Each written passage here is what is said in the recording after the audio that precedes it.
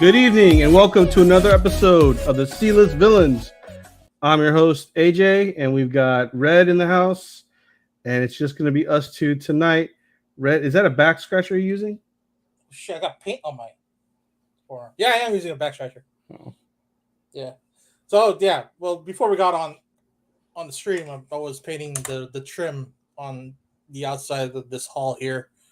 And so, yeah, it's going to look nice after I'm done with that thing. It's going to look nice.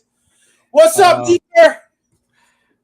Who's Slumboards? I don't know who that is. Oh, it's Miller, our boy from the East Coast. He runs Ordinary Comics. Great seller. Buy some stuff from him. He's usually on every other night selling books. So add on to his Facebook page, Ordinary Comics. Okay, all right. How's the house looking so far with all the painting? House itself, it's looking nice. It's looking nice. So the only problem is when I'm routing the Ethernet on the roof, it's just I'm falling through the ceiling because there's not enough support up there. So now I got holes need to be patched up in the ceiling now. Wait, you're routing the Ethernet yourself? Yeah. It's easy. It's just I'm fat. And it's tight. What's up, man?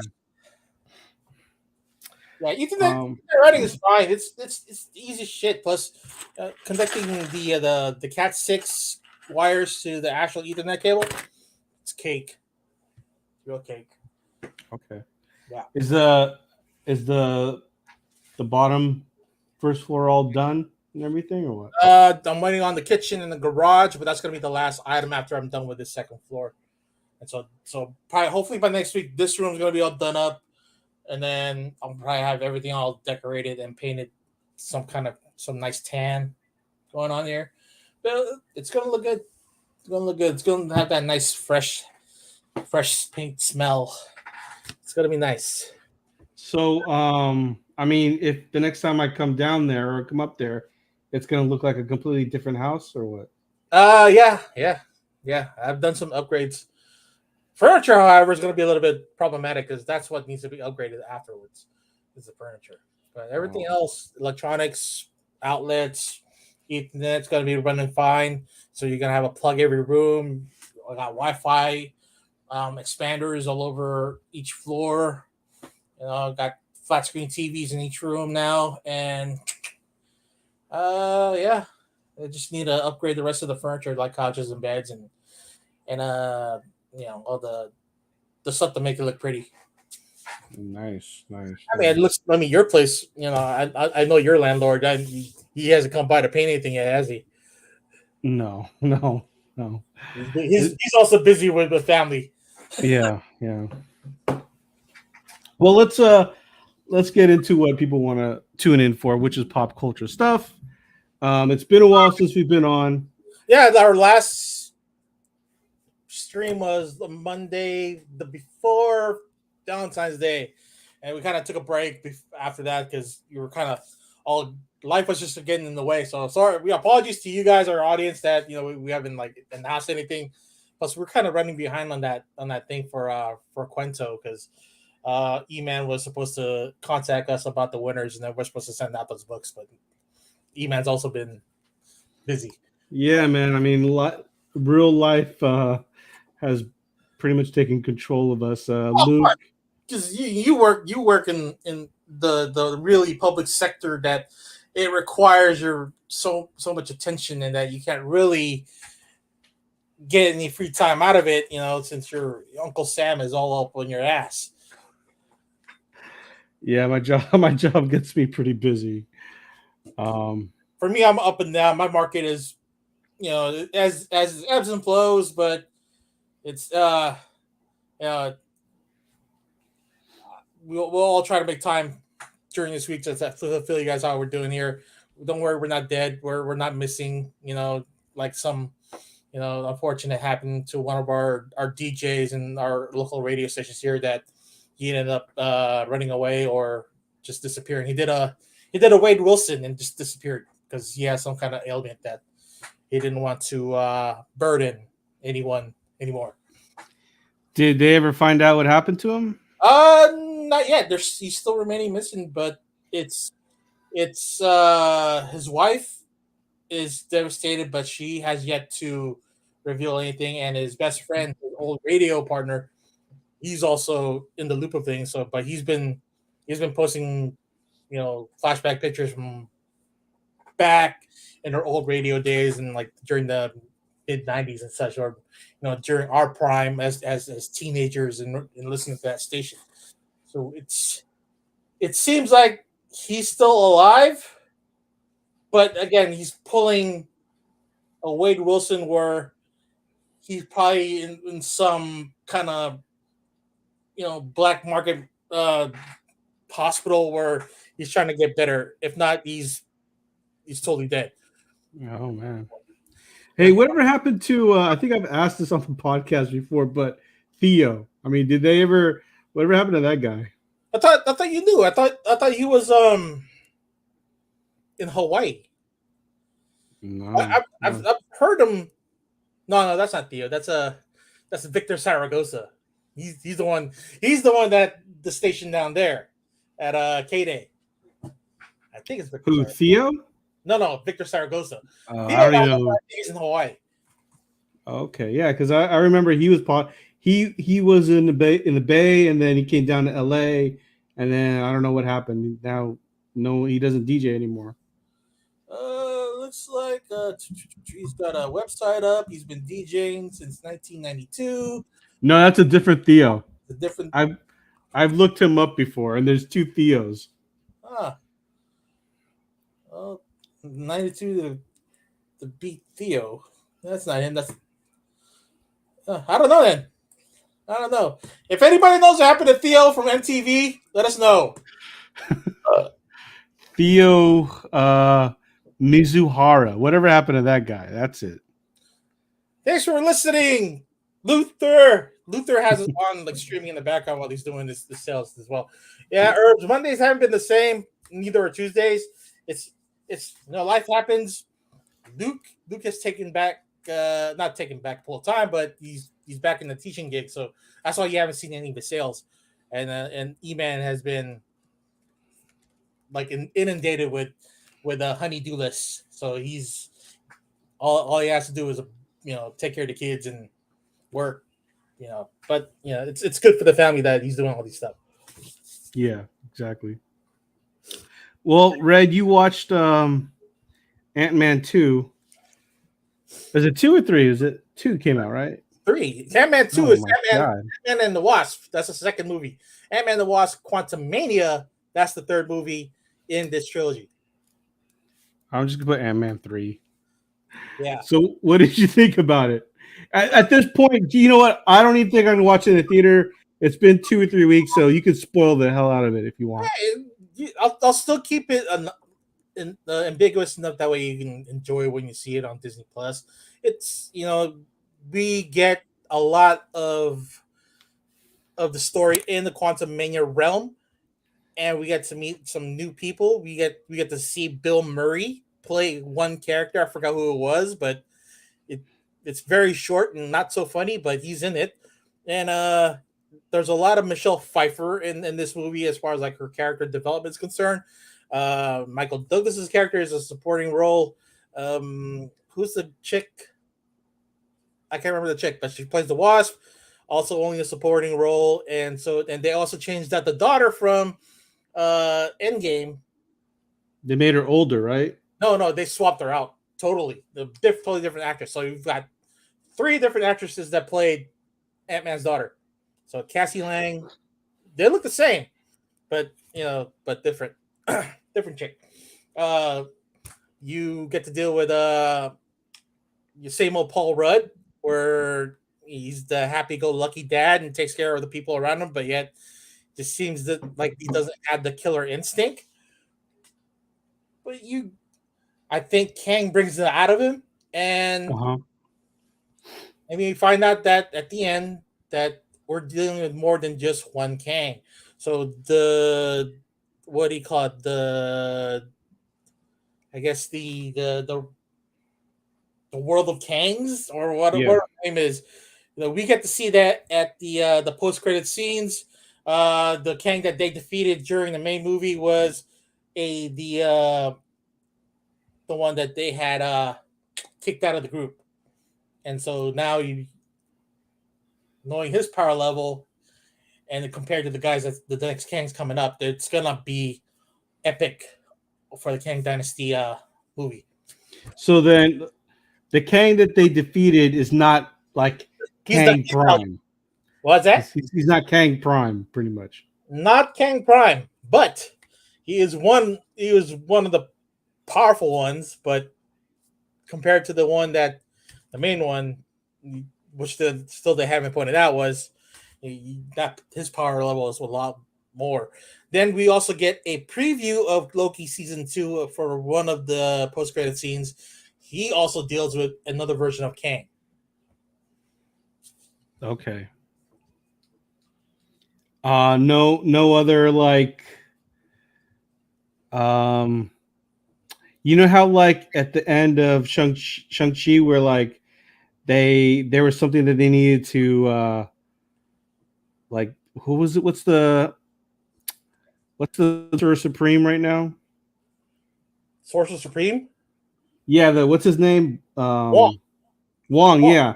Remember Yeah. how he was at the end and then they had to do something? It didn't lead into anything like that. Well, that's somehow supposed to play into it was the Eternals and possibly what was happening in the quantum realm, but they didn't divulge in that information. We were still left guessing what and where and what was that signal from. Maybe we'll get that in the next Shang-Chi movie, or we'll probably get that in Guardians of the Galaxy this May. Herb says, I don't think he even filmed with other people. He could have just filmed it by himself. Most likely because in the last post-credit scene with the Kangs, there was so many CGI versions of Kang. It filled up a stadium. It was crazy. So you're going to expect variants upon variants of Kangs.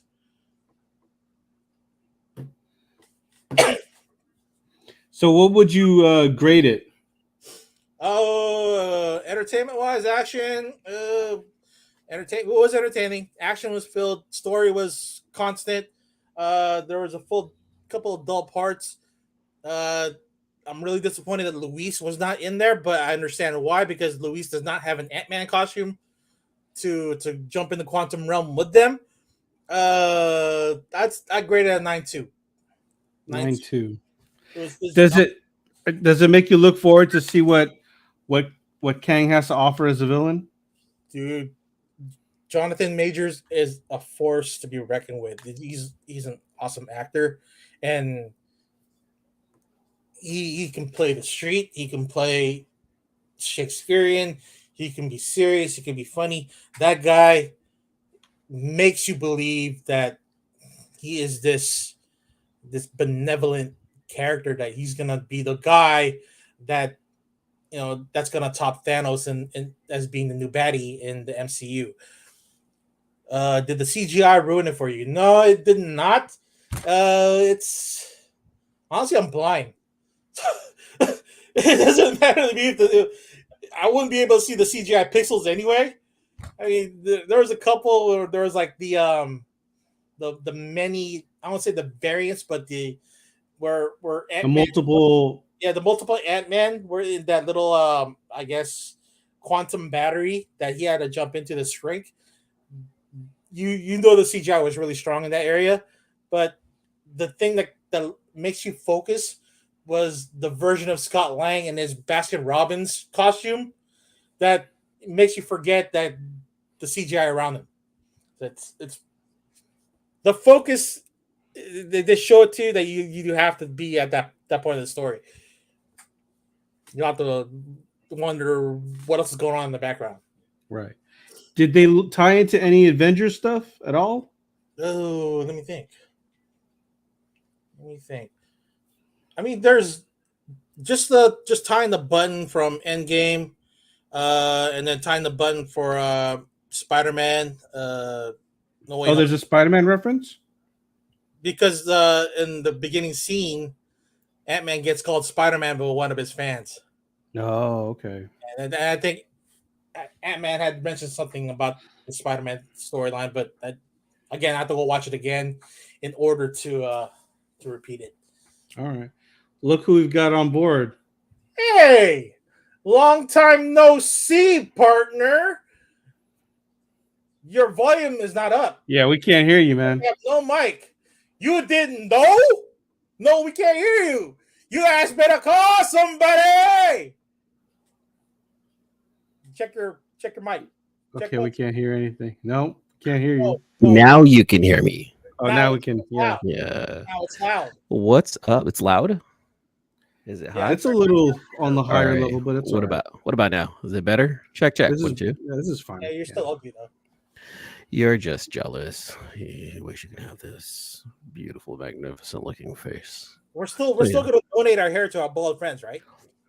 What? Who's donating what to where? I'm not donating shit. I didn't agree to anything like that. I thought that was the whole point of growing our hair out was we're gonna donate it to our balding friends. I got that. You know what? I'm pretty sure some of our friends do need some stuff. man. Herbs, what's up, Herbs? Man, what's going on? Slum boards in the house. Plus my back hair, so everything can connect. People All are right. hanging out with us tonight. That's dope. I like it. E-Man, Yo. how was Ant-Man 3 for you? Oh yeah, it was freaking. I don't know. I didn't watch it yet. Oh, you didn't? Okay, well, No. all right. Check 1 2. Hold on. All right. What about now? How's my mic? I'm Now. just trying to check my levels. About the same. It's about the same. Yeah. It's crazy. Okay. No, I didn't get to watch Ant-Man yet. I just haven't had any time to go watch the movie. Like I'm behind on Ant-Man. I didn't watch this week's Mandalorian. The Last of Us. I watched the Mandalorian.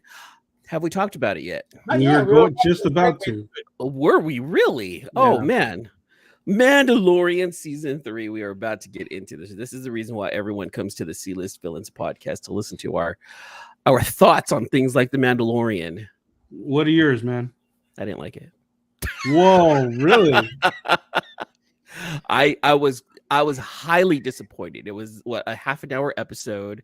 Okay. A lot of questions were not answered. It was just kind of like, all right, plop, here you go. Grogu's now back with Mando, and it's like, what the fuck? Wait, hold on.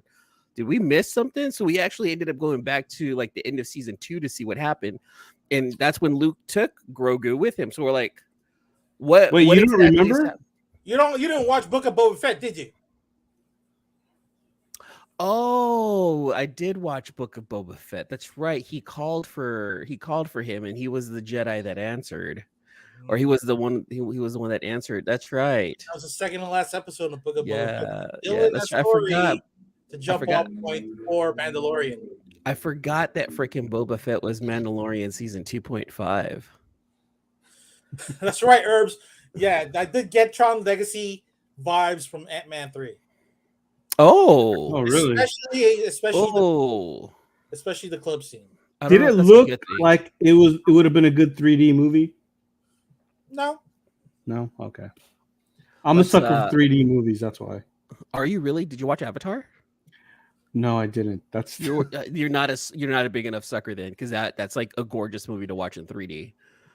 The thing is, I had completely wanted to, but now I don't think it's available in 3D anywhere. It check, because they're trying to keep it out as much as possible.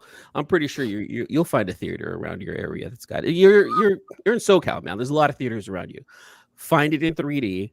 It is worth it because it would probably have to be a matinee show. It feels very immersive. Like it was a fantastically. The first one felt like that. To me. Yeah, highly. It was. I felt like number 2 looked so much better than number 1. It was just more gorgeous. It was. Here's the thing, though. The story was still kind of basic. It was a fantastic eye candy, but it was kind of basic still. So the first one was pretty much Pocahontas. So which one was this one? Fern Gully. The first one was Fern Gully. The second one, I don't know, man. I don't know which one it was, but it was definitely something that was already told. Like the hero. It was already a rehash movie, right? Rehash of like other like movie has some kind of rehash from something else. You know, there was Polynesian culture involved in this, and it was like there was a scene, and you're like, whoa, wait a minute, did they actually go there? I'm like, okay, all right. You know, they're trying to include everyone universally, so like, okay. Overall, the movie was absolutely gorgeous. Highly recommend to watch it in the movie theater. But you know, you watch it at home, you're not going to capture the same thing. Like you watch a Marvel movie in the movie theater, right? You can still watch it at home and still have just as good of a Yeah. time, right? Yeah. Except for like really, really big ones, you know. But a movie like this needs to That's be what watched in she the movie said. theater. Mhm. Definitely. But yeah, I didn't watch Ant-Man just yet, and then Mandalorian. Yeah. So okay, so what was it that you didn't like him? Because I actually liked the episode. That's why. So It felt very rushed. The pacing was okay. so fast. It was hard to keep up. It was just not what I was used to, right? Because Well, because Mandalorian they season give 1 you and 2 2. episodes right off the bat, but since they gave us Book of Boba Fett, that they can jump into the story right away with this episode. I still don't feel like the pacing should have been the way it was. I felt like it was just too fast, too quick. It felt like they were just trying to get season 3 out as quickly as possible. And I didn't like that feeling. That's time with that thing. But that was All right. So what are your thoughts on the show, Red? No, I was you jump into the Mandalore story arc already. If you haven't watched Book of Boba Fett's second to last episode, then yeah, you'd be surprised how come Grogu is with Din Djarin again. You get the resurrection of IG-88, you know, or the soon to be resurrected IG-88. Wait, is that what he is? I thought it was a different IG. IG-88 was the kill robot that was sent out to kill Grogu in the very first episode of Mandalorian. For some reason, I thought they called him like IG-12 or something like that, but I don't know. Well, IG-88, and then what else?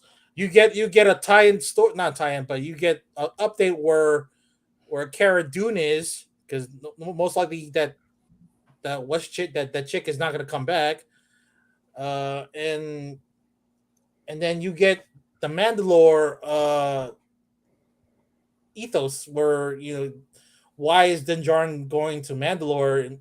So he has to go swim in the lakes of Lake Minnetonka in order for sins. He's got to go swim and cleanse himself in the rivers underneath Mandalore, not Minnetonka. Lake Minnetonka. I like how I did like the Mandalore part of the Mandalorian where I came back. I'm asking for forgiveness. If you want to cleanse yourself, this is what you have to do. It's that story of this is an impossible mission and it cannot be accomplished, and you're still going to try. You know, so we're already setting up what the season feels like it's going to be, and I like that aspect. Other than that, I just felt like the pacing was just too quick. Okay. I actually liked the episode. I was surprised that it was quick, but I was satisfied. I don't think I could do hour-long shows. It's very hard for me these days. 30, 40 minutes is just about right, if you ask me. Well, look, there's no commercials on that thing. I think 45 minutes is a sweet spot nowadays. I think sometimes hours are too long. Like The Last of Us can be too long because it's a very slowly paced show. It's a great show, fantastic show. But with a show like this, I feel like 45 minutes is a sweet spot. 30 is too short. 55 is too long. Yeah, I could see that. I can see that. As long as Robert Rodriguez is not directing any more of the Mandalorian episodes. Oh yeah, we gotta take him out. Yeah. I did like the whole. Okay, I like the lore of. I like the fact that we're getting more of the Mandalorian cult or whatever you want to call them. Culture, exactly. Culture. Let's talk about the cult. I thought it was a little off. I thought the opening scene where they have to where like that kid was getting baptized and then they had to fight that alligator thing, crocodile. Yeah. I thought that made them look a little weak because like they're supposed to be badass warriors and like they couldn't figure out how to take this thing down. Well, I mean, it is a huge dinosaur moving, at the speed of light. They stood their ground, man. Hold on, I don't the speed of light. They were strong. They stood their ground, and I personally don't think that thing made them look weak. I felt like like, no, this is what we need to do right now. And I felt like they put their two shit. Their two Well, cents in there, man. here's my thing. If they're like these elite soldiers, how come they? I mean, the one who was doing the baptizing, right away knew something was off, right? And right when that thing attacked, you would have thought they had like a organized way, like, okay, you guys do this, you guys do that, but everyone seemed to be kind of like doing their own thing. And then when one thing worked, then they all try to do it. There was no like plan of action or no way, no like organization. Well, I mean, how can you organize something like that since it was? They don't know the native animals in that planet yet. That's why they're taking this by surprise. Yeah, that's what I was getting out of that too. Like they didn't know. They're not used to animals outside of Mandalore. Yeah, and on top of that, like when they were shooting like the grapple from their arms, like there was a group of them doing that, right? There was tactic that did go behind it, but yeah, that's they it. were Tactic. There was no tactical formation or anything. No, well, actually, I think there was. I thought there was. You know, there was a group that was doing the flying. There was a group that was on the ground. There was a group that was actually in the water. I felt like they covered the military and represented the military. I didn't feel like that because there wasn't one person giving the orders. True, but it was also one of those things where everyone had a responsibility that they knew that they needed to take. Yeah. In a way, I kind of like that one. I kind of like that opening scene. Okay. Yeah, that I didn't like, but I did like to see all the cool uniforms and the styles that they have. You know. Yeah. Now, do they all have like different meaning, or is it just one of those like it's a custom thing for this person and like the design of the suit and the helmets don't really mean certain things like ranking? Is it just individualized? Ranking, it's all just custom. I think so too. Unless you're in a particular, like, I guess, army group or infantry, maybe. You know. I still like the idea, you know, fast forwarding a little bit. I still like the idea that Bo-Katan is still involved and she wants all of Mandalore, right? So we're getting different factions and different people of Mandalore, in the Mandalorian people, right, with different views. And I kind of like that part right there because it does tell you that Mandalore wasn't a unified planet and it wasn't, you know, everyone thinks the same, even though we're getting that idea from, you know, Din Djarin and his crew. Yeah, the religious zealots of Din Djarin's group don't take off their helmets. Well, the political faction of Bo-Katan, you know, they're have a little bit more liberal as far as like what their rules are with their I guess uniform. Now, who was the young chick that was flying with Ezra in Rebels? That little Mandalorian girl. She's gonna be in Ahsoka Tano. Okay. Are we gonna? I forgot her character name. Are we gonna get her here? And did you guys catch the Ezra Easter egg with the squids in the? No. In the warp while they were flying in warp, yeah. Or that's an Ezra reference. That's an Ezra reference. Yeah, that squid. I was like, wait a minute, I know that.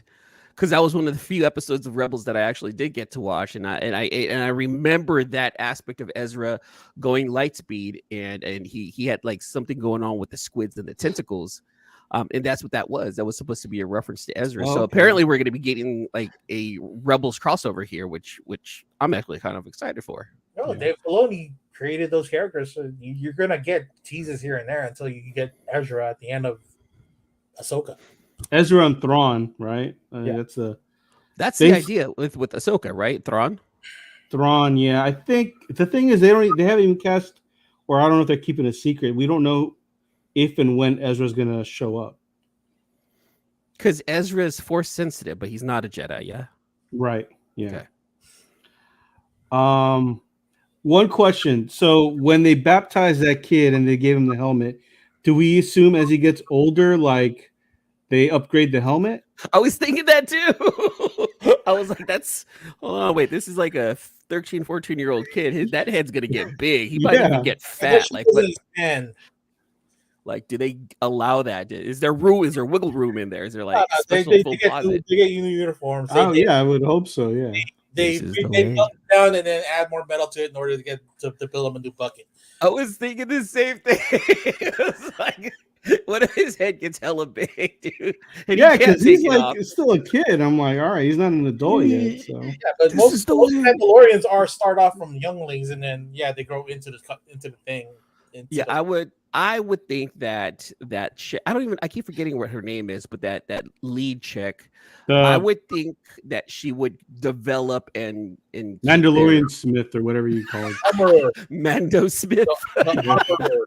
No, it wouldn't be Mando Smith. Wouldn't it be Beskar Smith? That's it. That's The Beskar Smith. Okay, we'll call her Beskar Smith for now. But I would think since she's the one that's creating like all of the uniforms and she's the one that's actually handling the Beskar, that she would be the one updating everyone's uniform and outfits. That I would comment. hate to have that job, man. Like, what did I say? What did you do? That's our E-Man. What did I do? That's our Smith comment. Beskar Smith. That makes sense, right? Come on, AJ, back me up. Beskar Smith is That's all. He's That's the name you got to give him. that's the The armorer. Harbulary batteries. Hold on. Woman, Mandalorian. What's her name? Leader. But like I was saying, I'd hate to have her job because everyone's depending on her to like make their uniform, dude. Okay, You hold would on. think Like, she'd have an apprentice by now, right? hold on. Here's her name. Check this out. You guys ready? She's a leader of the tribe of Mandalorian warriors on the planet Navarro. Her name officially, as of right now, the Armorer. I said the armorer. The Armorer. I thought it would have been something cool, like Sheena, Isle or something like that. I don't know. It's just a cool name, but she's just Played the by Armorer. Emily Swallow. Let's see. Played by, Or yeah. voiced by? Because portrayed by Emily Swallow. Yeah. Hold on. Body double is Lauren Mary Kim. okay, So see that's voiced by.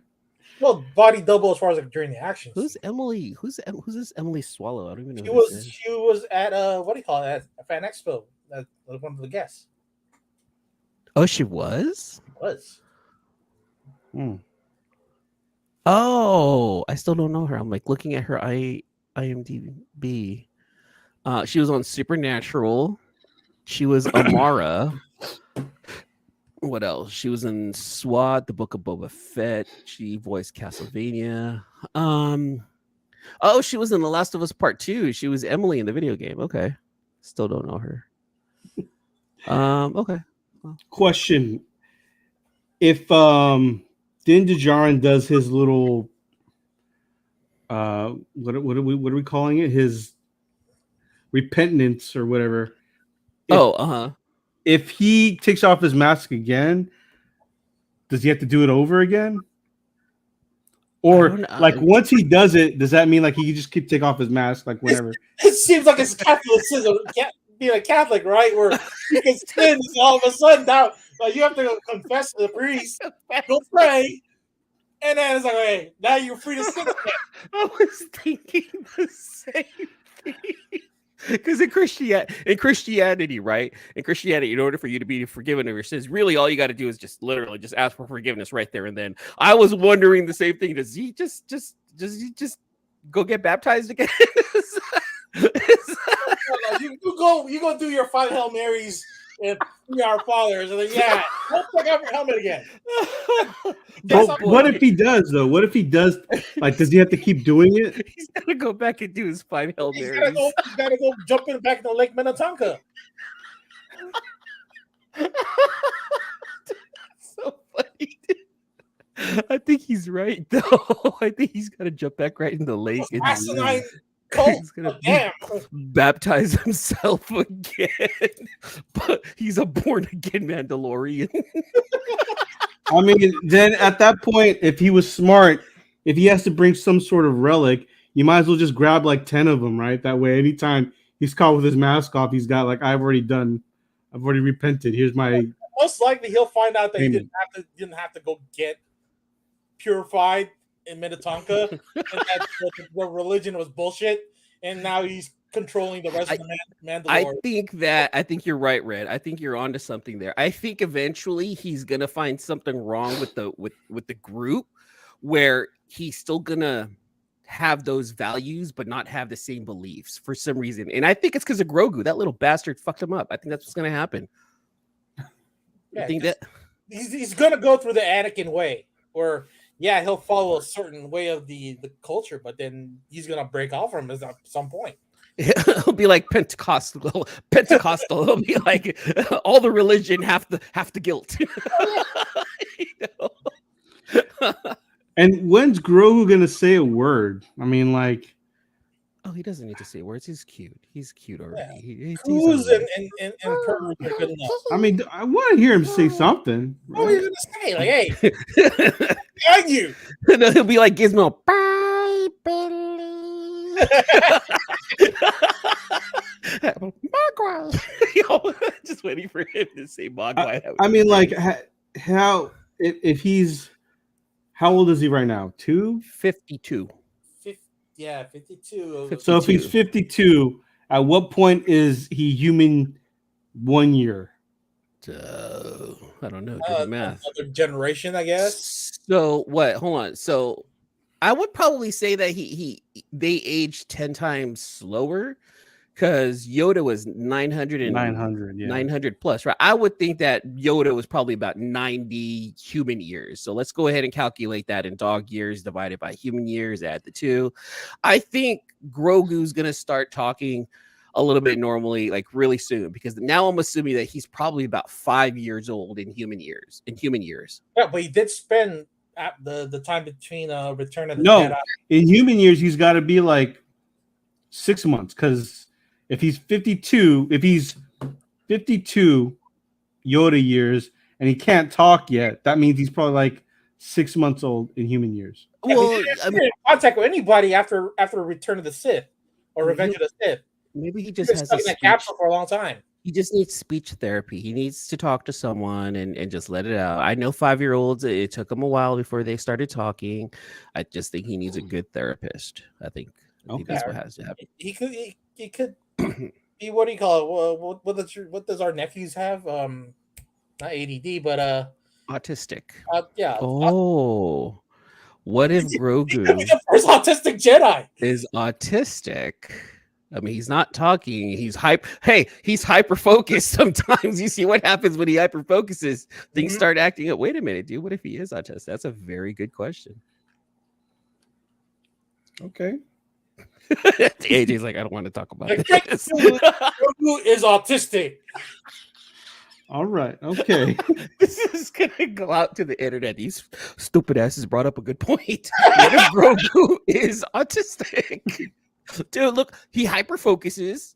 He's still a kid. He's not talking right yet.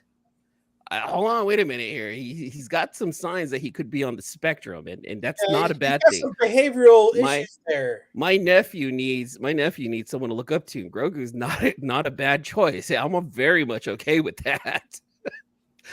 AJ's like, oh God, stop, please. For the love of God, stop. This is all, you guys say whatever you want to say. The views expressed on the show are solely that of the show and not of mine, AJ. Yeah. Right now, Grogu is autistic. Breaking news. So what grade are you guys gonna give it? Herbs, my dog's autistic. He's nonverbal. It wasn't a bad episode. It wasn't a good episode. I'm gonna. Are we talking comic book grading? I'll probably give it like a yes. I give it a 9.2. Oh, that's pretty good. I thought you were gonna give it like a 7 or something like that. No. I mean, if we're talking comic book grading on a modern comic that just came out last week, you take that in for CGC and it comes back at a 9.0. You're gonna be a little like, oh, that sucks. This is a brand new book. I was expecting a 9.8. So I pre-screened it and everything, right? Exactly. Yeah. See, 9.0 for this one. All right. What about you, Red? 9.6. I'm gonna fall a little bit in between. I would say around 9.2, maybe 9.4. I really thought you were going to give it a 9.6, 9.8 yourself, just by the way we were talking about it. No, I mean 9.6 is like, no, it's not 9.6. Okay. Yeah. Okay. That's funny. He's like, I really like it. I like this. I like that. And then this part right here, then that part, 9.2. question that 9-4. I said 9-2, 9-4. I'll go. Let's go 9-4. 9-4. I would. Yeah, I was gonna say maybe 9-4 based off of how you're saying. I actually think it would have been like 9-6, but maybe okay, we lowered the okay. score because we said autism and growth. Don't let me change your idea of what the show should be, AJ. It was just based off of your remarks. I made a guess myself. I apologize. Well, you said you didn't like it. I thought that would be like a 7 or 8 grade. This That's is true. This is true. This is true. See, we're getting back into sync. Yeah, we're reading off of each other. Okay. This is good. This is a good thing. This is part of our therapy right now. Okay, gotcha. Therapy. Jesus. Well, Red's fixing his hair there. I saw I that. like it. Right. Go ahead. We got nothing else. We're going for the E-Man, what do you got? What do you got? So, did you guys talk about this huge rumor that might be coming true about John Bernthal coming back as Punisher? Yeah. Well, that was a foregone conclusion, if you ask me. It's on the Hollywood Reporter. I mean, that's pretty much. What are your guys' thoughts on that right there? I think that's a great idea for him to bring him back. Because I think he's the epitome of the Punisher. He's the guy. I don't think Dolph Lundgren, and then I forgot who the other guy was that played him. Thomas Jane? Come on. Thomas Jane, yeah. John Bernthal is the perfect Punisher for the MCU. To be fair, I liked every iteration of Punisher, except I never saw Punisher Warzone, so I don't know. And I've heard that Warzone really wasn't that bad of a movie. I want to go back and watch it. Cinemax. No, was it? No, it went to the theater. It was a movie theater, yeah. Yeah. I think it was because of like the Dolph Lundgren version. It got bad flack and not too many people saw it. But the people who actually saw it, they're like, it's really not that bad. Dolph Lundgren had that great year because he did Masters of the Universe and then Punisher that year. We reviewed that movie with your brother-in-law, Red. Me, Ryan, and Mullet. We ended up reviewing that particular movie, and we're like, "Holy crap! Wait a minute! That first Punisher was cringy, but it was fun. I was surprised at how much of a good time I had with for that what one. it's worth, when I remember watching it as a kid, I liked it. That was the mid '80s, man. That was consummate '80s action. It was. That's exactly what we said. We're like, this is like pure '80s goodness with just it just had the comic book. Tango and Cash and Lethal Weapon.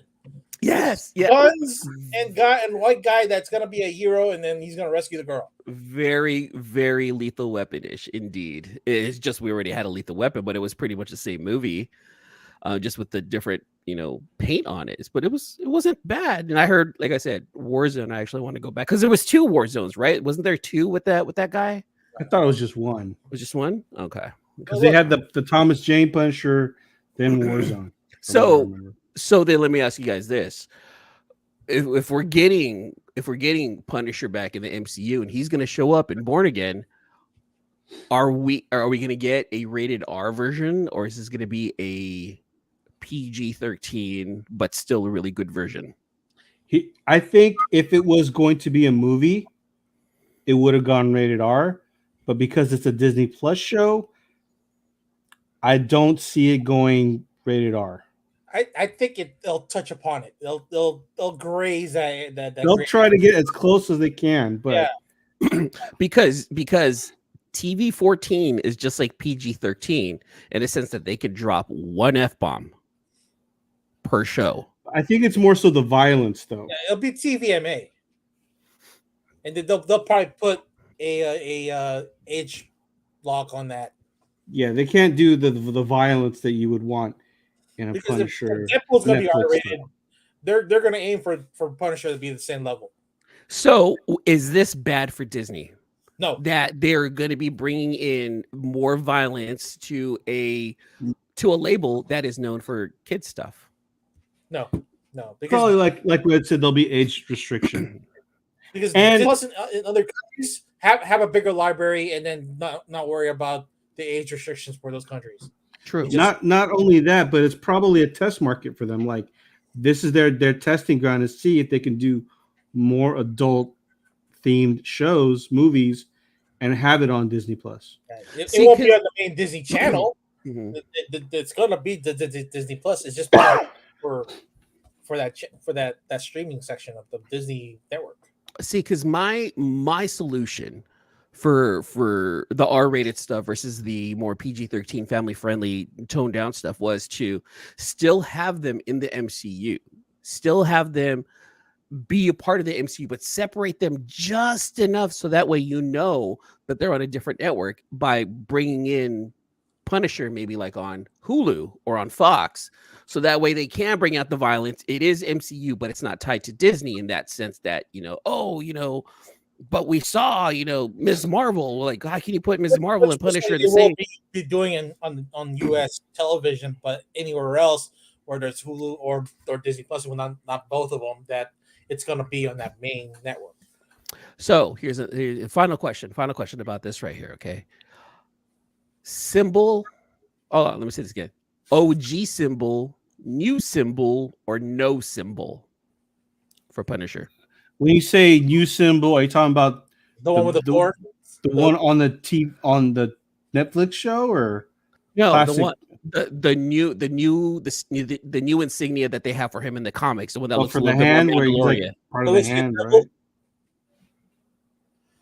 Yeah, no symbol. I say symbol. Okay, you say symbol. I'm sorry. My computer is just giving me this weird security thing right now. You say symbol, but which one? OG, the one that he had at Netflix. OG, yeah. Okay. I think I'm with Red. I don't think they're going to bring out a symbol because there's just too much flack behind it, and there's really no need for him to have a symbol in the live action. And if you think about it, it's kind of cheesy, but I also understand it's a staple. Yeah, but I mean, every Captain America has a symbol. Spider-Man has a symbol. All of them have a symbol. So yeah, but you don't see some kind of Blue Lives Matter, whatever wannabe vigilante guys out in the real world. Well, yeah. Now you're talking about the politics of it, but you're saying I was more answering towards E-Man saying it's a little cheesy. Well, that's why it's cheesy. They've got characters already with symbols. So yeah, the politics aside, I understand that. They do have the characters with the symbols, true, but those are, look at them, it's Captain America, dun, dun, dun, dun, like it's very, but Punisher's, he symbolizes something differently in the Marvel comics, right? He symbolizes vengeance. He is anger. He is negative. He's turned like the negativity into a positive, I guess, if you think about it that way, because he's using that negative energy to pretty much get rid of all the bad guys, right? Is that something that Disney's going to want to pursue in Disney Plus? Do they want that kind of message being sent out? I mean, for all we know, they may never even have an actual Punisher TV show, but he'll be featured in different storylines, right? I mean, that could be it. Okay. All right. Well, I'm happy to hear that John Berthal's coming back. There's rumors of Mike Coltier and Kristen Ritter hanging out again, showing possibility of Luke Cage and Jessica Jones coming back. So I'm liking the direction that Disney is going by keeping the original Netflix Defenders. We're also getting Ben Affleck in, what do you call it? In Secret Wars. Oh, I heard about that. That's right. But that's Secret Wars. That's multiverse stuff. We're going to be. I think. Do you believe that? Do you actually believe that? Froggy Nelson, which is Jon Favreau, into that universe as well. That way, Froggy Nelson and Happy will be in the same scene. I think though, with the whole multiverse thing, even though it feels like, no, DC technically was the first one to do it. If you think about it, because they did it in the Flash. So I think the whole multiverse aspect of the MCU and DC, I think DC is going to come out on top with that topic. I think their movies are going to be better with that topic of the multiverse rather than Marvel. I'm glad that Bob Iger is coming back to check Marvel and letting him stop, slow it down, bring out the quality that we had before when I was here. And I like that. So I'm looking forward to what Iger is going to do with Marvel. He's already canceled a bunch of movies. Like, did you hear that he canceled Kevin Feige's Star Wars movie and Patty Jenkins' Star Wars movie, and Rian Johnson's trilogy might not even be made because there's just too much No. garbage being made right now. They're just pumping out stuff. It's like straight pump and dump. And Iger straight said, calm this shit down. Let's bring it back. And I like that. I really do. I saw an article, I don't know where they were saying that Star Trek is starting to surpass Star Wars as far as like popularity. I don't know if that's true or not. I mean, Picard's a big thing right now. Yeah. Right. And then there's, I think, another Star Trek show that's coming out that's along those lines. And a lot of the Trekkies are really enjoying that right now. And let's be real. Like Star Trek, they it's not as action packed maybe as Star Wars, but it does have good character development and great characters on there. Good acting, right? And it was all about it. It was nice because it was very much about saving the universe. It was discovery. It was getting to know. It was partnering up. It was a lot of that, and there was a lot of positivity with that. Star Wars, shit. Well, Star Wars is gone somewhere else. Star Trek is story driven and political and whatever, and Star Wars is mostly just lasers and laser swords and action. Pew, pew, pew. Ooh, laser swords. Pew! Oh, does it turn on? Does it turn on? Oh, your battery's dead. No, it's on. It's just I haven't been able to get the sound back up. What color is it supposed to be? Right now, it's supposed to be yellow. So hold on. That's what it looks like. Right now, it's supposed to be yellow. But like I pressed the button like one time. Oh, there. And then it changes. Yellow, green. Hold on. Watch this. So I won this from like a crew from some guy that I met at the Fan Expo that I went with Rodney. Matter of fact, when I went with Rodney a couple of weeks ago and I went to the East Bay Comic Con, I met someone there, signed up with his YouTube channel, and they do all the Star Wars stuff. And like he did a drawing that night, and I ended up winning. I was like, oh, that's dope. So I ended up winning. And it's cool because that lightsaber right there, like you can actually fight with, so I can smack the kids around and not worry about anything. Most lightsabers now are battle tested. Yeah, well, like the one that I have behind me, the one that that Jadrian and Jacob got me, this one here, I can't do that with that one. That one's like that's like the one that they got at Galaxy's Edge. So it's like so it's really just for looks. Like I start hitting. There should be two. There should be the hilt that you could use to swing around, but then the actual two with the light. There's the battle one, and then there's the just decorative one. That one that I just showed you is one that people actually use to battle and do their thing. Oh, it's really fun. It's really cool. It has to be perfectly balanced. All right. Well, I don't got nothing else to say. Do you guys have anything else to put out there? There's a lot that we all need to talk about, and man, where's Luke? I really wish Luke was here, but next week there's going to be a lot to talk about. Okay. Well, stay tuned for next week. Red, anything you want to say? We need to go. That's the next homework is watch Cocaine Bear. I want to watch Cocaine Bear. That one looks crazy. Yeah. All right. Well, with that being said, guys, thanks for tuning in, and we'll be back next week. Hopefully, the whole gang will be in. All right. Deuces. Peace out.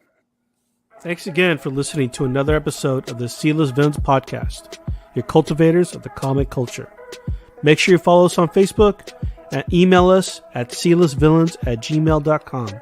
You can also leave us a voicemail or text us at 209-975-7597. Be sure to join Luke Week's Facebook group, Rare Keys and First Appearance Comics. And you can follow us on our two Instagram accounts, Sealess Villains and Sealess Villains Podcast. Lastly, follow the villains on their separate IG accounts, at Luke Weeks, at C-List Villainous Red, at C-List E-Man, and I am at AJ the Comic Collector.